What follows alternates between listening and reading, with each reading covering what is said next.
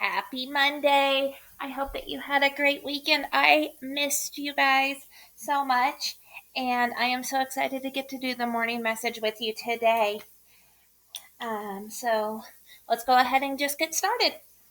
Also, you're going to be so excited about the science video that I'm going to post later. There is big news with our caterpillars. So I can't wait to share that with you too. So anyways, let's go ahead and get started with our morning message. We're going to put our finger on G for good, and we're going to read, good morning. 2 is marvelous mun. 2 is marvelous mun. Does it make sense? What are we going to do? Good morning to... If you said day, you're right. Today is marvelous mun. And you're right, day again. Today and Monday. That is absolutely correct. Now I need to think. How do I spell day? If you said D-A-Y, you're correct. So now it says good morning. Today is marvelous. Oh, and you're right. It's going to be D-A-Y again to make that word Monday. Good morning. Today is marvelous Monday. Let's talk about uppercase letters today. We haven't done uppercase letters in a while, so let's go ahead and look to see where we find some uppercase letters. I'll give you a second to find those uppercase letters. Go ahead and you can circle them or underline them.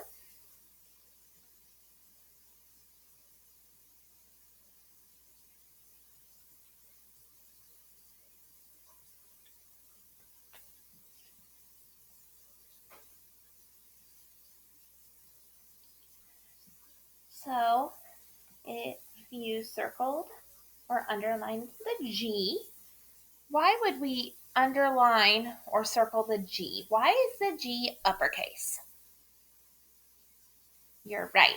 You always start a sentence with an uppercase letter. Good job knowing that was the answer. So then you would also underline the T in today because why? Same reason. We started with an uppercase letter. Then remember M in marvelouses, but we don't want to worry about that right now. And then M for Monday because Monday is a day of the week. What else do we make uppercase? Months of the year, so we know that it is the month of April. What else do we make uppercase? We make names. So remember, my name is Miss Hayes or Stacy. So I would make my S uppercase. What else do we make uppercase? Oh, yeah, you're right. We make places that we go to uppercase.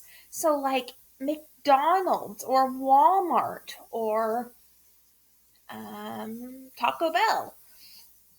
So, we make names of places uppercase. I'm going to just do Walmart up here because I'm sure a lot of you go to Walmart. So, right now, we know that beginning of sentences get an uppercase letter. We know that days of the week get uppercase letters. We know that names get uppercase letters. Months of the year get uppercase letters. And places that we go get uppercase letters. And you know what? We just forgot one of the most important ones. Which one did we forget? You're right. When I is by itself, we also make that an uppercase letter. Good job being uppercase letter detectives. You guys did it. Let's go ahead and we're going to scooch down here. And this is where we have to listen. And we have to listen. This is kind of like when we do the repeating game and we have to listen for some of those beginning sounds. We have to listen for the beginning sounds of these pictures.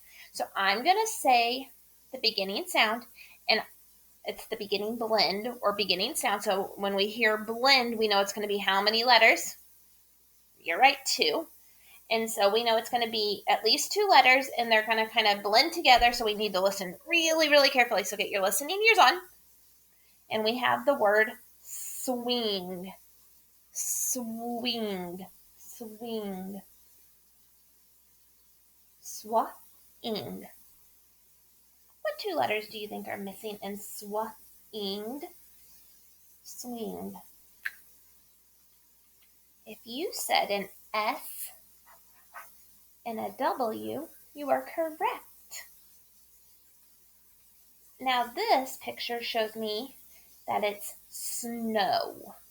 Snow. So listen carefully to the word snow.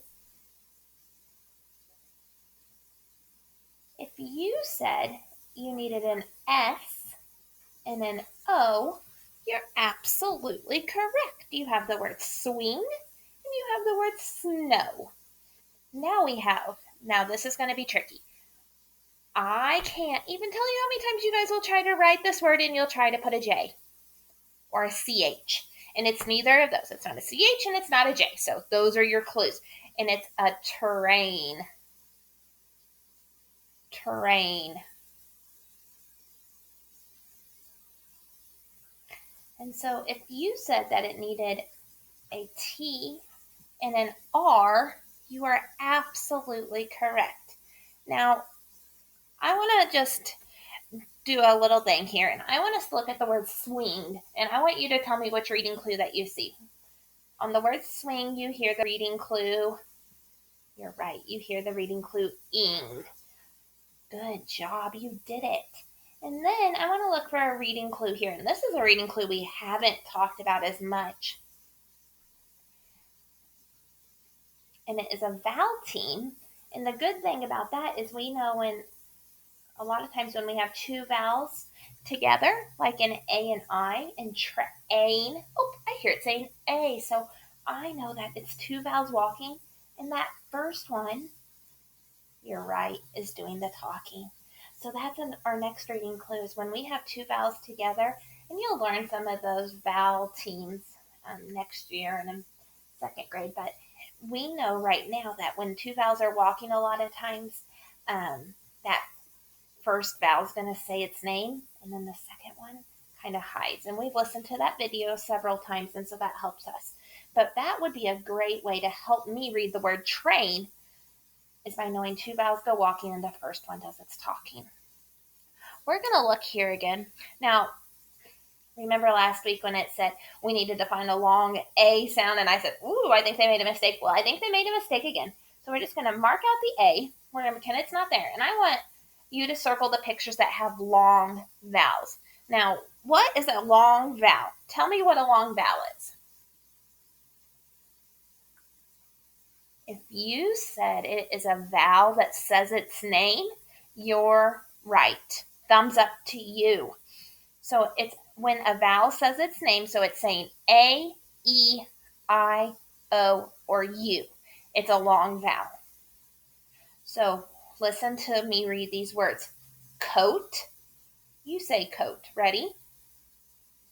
When you said coat, did you hear a long vowel?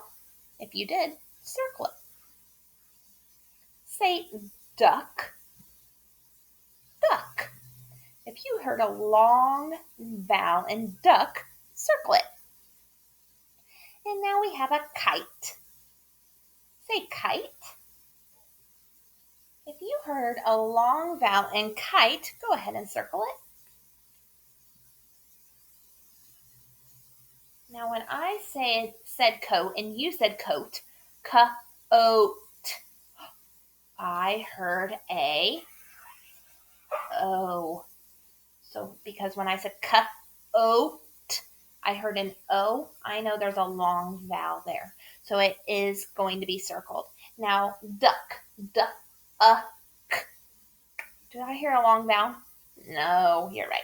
So cross that out because we know it's not a long vowel. Now we had kite. So when you said kite, I.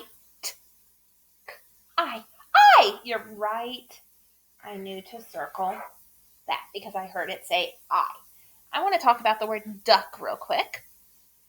You did a good job circling those long vowels, by the way. Let's tap out the word duck. Ready? D, a, k. So I have a D. What's my second tap? A U. Duck.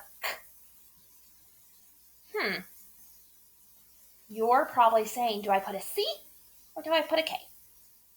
But think, think, think. What digraph could I use here? Duh, k. You're right. I can use the CK digraph. And I can use that CK digraph. Why? Tell me right now. Tell the grown up you're with. Why can I use the CK digraph? If you said because this is a short vowel, and then you heard the k sound at the end of the word, you're right. That tells me, oh, short vowel, k, end of the word, oh, it's going to be a CK. That CK digraph, like when we go CK sock. K. So, yes, you, yay. Great job. So, we're going to come down here, and we get to be mathematicians again. So, remember, I'm going to look at these pictures. I'm going to try to look at the picture and go, bam, I know how many it is. If I have to count them and point, is that okay? Yes. But let's try to be good mathematicians. Look at the picture and of the triangles and say, how many are there? And if you said 7, you're going to write 7 for the same because you would be absolutely correct. Now we have to do 4 more. If it's 4 more, that means I'm going to add. So I'm going to add. I could add 4 dots, or I could count up. Remember, 7, 8, 9, 10, 11. Either way works. So I know that 4 more is going to be 11, and then I need 4 less. I know I'm just looking at the triangles, and I can do 4 less. I know 4 less means I'm going to, you're right, subtract. And so I can go through and I can cross out 4. Or I could know that it's showing me 7 take away 4 or 7 minus 4. So whatever way works best for you. So I crossed out my triangles and now I know I have 3. Let's be good mathematicians over here. Look at that and say, how many do I have? You said 5. Great. And again, it says 4 more, so we know we're going to add. So remember, I could put 4 dots, or I could punch it out. 5, 6, 7, 8, 9. Or some of you might just know that 5 plus 4 makes 9. Whichever way is easiest for you.